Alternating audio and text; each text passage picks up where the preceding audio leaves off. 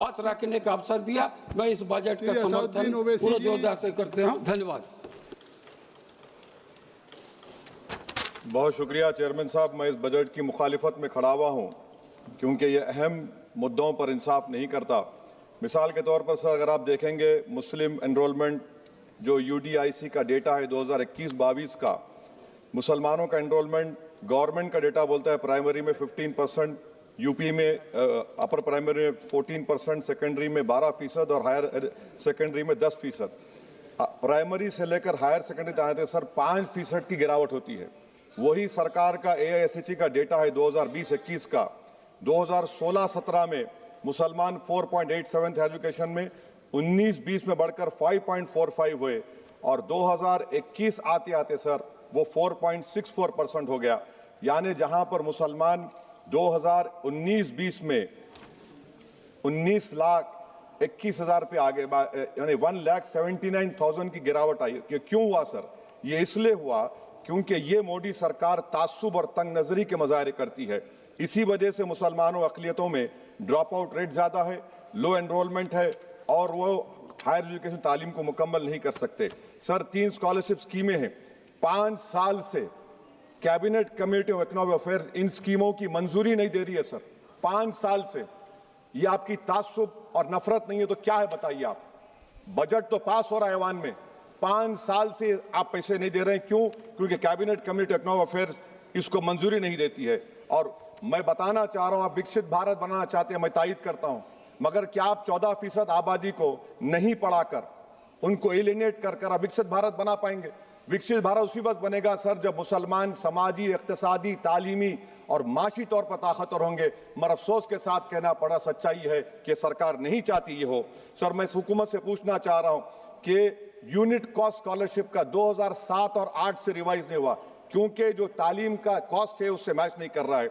आप 3 स्कॉलरशिप को demand driven नहीं कर रहे हैं। 11 साल से आप 10 स्कॉलरशिप नहीं बढ़ाए, वही नंबर ला के रख दिए। मैं डिमांड ड्रिवन करने का मुतालबा करता हूं। सर प्री मैट्रिक स्कॉलरशिप को क्यों 9th और 10th से शुरू किया था? Sir highest drop out rate मुसलमानों का है और हमारे मसीहा वेस्ट बंगाल में बैठे, वहां पर ड्रॉप आउट रेट मुसलमानों का 23%, आसाम में 30%। आसाम की सरकार गोली मारने का वीडियो कम बनाएगी तो शायद मुसलमान पढ़ ले तालीम में। सर मैं मुतालबा करता हूं कि मौलाना आजाद फेलोशिप को दोबारा शुरू किया जाए ताकि अक़लियती और मुस्लिम बच्चे हायर एजुकेशन मुकम्मल कर सके। पेरेंटल इनकम आप इजाफा क्यों नहीं कर रहे सर? 1 लाख रुपए, 1.5 लाख रुपए क्या स्कॉलरशिप मिलेगी सर बताइए आप? और सर आपको मिसाल दे रहा हूं, आप तो काबिल आदमी हैं। 2022-23 में बजट था माइनॉरिटी मिनिस्ट्री का 5,000 करोड़, कितना आपने खर्च किया? 16%। 22-23 में सर बजट था 22-23-24 में 3,000 करोड़, 5% खर्च हुआ सर। 24-25 में बजट था 3,180 करोड़, 22% खर्च हुआ सर।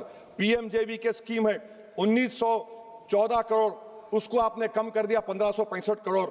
तो मैं सरकार से मुतालबा करता हूं कि मिनिस्ट्री ऑफ माइनॉरिटी के बजट का 10,000 करोड़ कम से कम होना चाहिए। तासुबियत को खत्म करिए आपकी स्कीम में। सर दूसरी बात, इनकम टैक्स के बेनिफिट मिलती थी हमारे फौज के सिपाहियों को जो विकलांग थे, आपने इनकम टैक्स बेनिफिट छीन लिया उन लोगों को। ये कैसा इंसाफ है आपका बताइए? जो फौजी सर्विस में है, अरे प्राइम मिनिस्टर अगर एक ट्रेन की झंडी दिखाएंगे तो उससे बढ़ के पैसे खर्च हुआते, तो आप क्या बचा रहे? सर 11-12 साल से वजीर आजम मोदी हैं, हमारी एयरफोर्स का स्क्वाड्रन गिरकर 29 पर आ गया।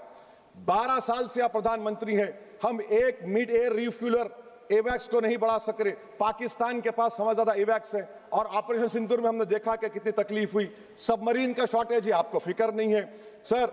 और हम 3rd एयरक्राफ्ट कैरियर हम भूल गए। आखिर कैसे हम चाइना को इंडो पैसिफिक में रोक पाएंगे? ये देशभक्ति नहीं है सर। हमारी फौज में कमी है।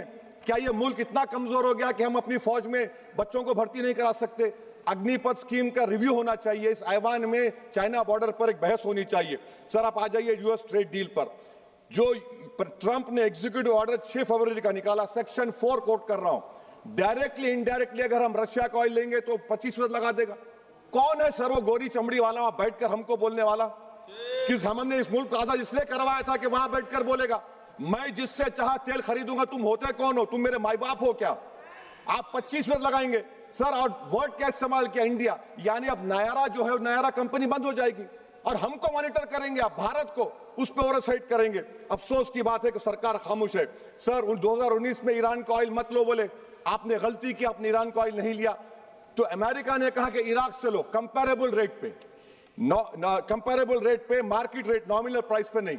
आज यूएस कह रहा है कि मोनोपोली रेट पे लो। कहां है सर? हम क्यों कर रहे हैं? क्यों इतना गिर रहे हैं इस गोरी चमड़ी वाले के सामने? आखिर हमारी हमियत कहां है सर? और एक बात बता रहा हूं सर, ये यूएस ट्रेड डील से यूरोपियन कर 2 मिनट सर, यूरोपियन यूनियन की ट्रीटी से हमारा पीएलआई का पूरा असर पड़ेगा, क्योंकि आपने टैरिफ गिरा दिया। आपने टैरिफ गिरा दिया मेडिकल डिवाइसेस पर, आपने टैरिफ गिरा दिया सोफिस्टिकेटेड मशीनरी पर, तो यूएस इंडस्ट्रियल गुड्स आएंगे, तो डी-इंडस्ट्रियलाइजेशन का खतरा है इस मुल्क में। Sir, you are we signing a free trade agreement और a force purchase order? Sir, Bangladesh से यूएस ने कह दिया कि हमसे कॉटन खरीदो, 0 टैरिफ। सर, भिवंडी, मालेगांव, बनारस के पावरलूम का क्या होगा? 70% रॉ कॉटन हम देते हैं बांग्लादेश को। सर, एमएचए का बजट 5.7 बढ़ गया, डिफेंस का 15.99। मैं सरकार से मुतालबा करता हूं कि वेनेजुएला में जो हुआ, आप एक ऑपरेशन इंसाफ करिए। ऑपरेशन इंसाफ के तहत हाफिज सईद, मसूद अजहर, लखवी को घुस के लाइए भारत में, तभी इंसाफ होगा सर। जब तक खत्म कर रहा हूं सर, खत्म कर रहा हूं सर, हम कुलभूषण यादव को भूल गए। वो कुलभूषण यादव को आईसीजे में रुकाया। आखिर हम कब लेके आएंगे कुलभूषण यादव को? वजीर आजम इजराइल को जा रहे हैं, मैं उनसे ये मुतालबा करता हूं कि वो गाजा को जाएं, 15 मिनट जाकर देखें, 60,000 फलस्तीनों खत्म कर दिया गया। और नेतन्याहू पर आईसीजे का अरेस्ट वारंट है, आईसीसी का, और आईसीजे में केस चल रहा है सर। तो मैं आपसे मुतालबा करता हूं कि वजीर आजम गाजा के बारे में देखें। मैं ज़ायनिज़्म मुर्दाबाद बोलता हूं, भारत जिंदाबाद। और ये सरकार तेलंगाना से नाइंसाफी कर रही है, कुछ नहीं दे रही है। बहुत बहुत शुक्रिया सर। बी செல்வராஜ் जी பேரவைத் தலைவர் அவர்களுக்கு வணக்கம். பொருளாதார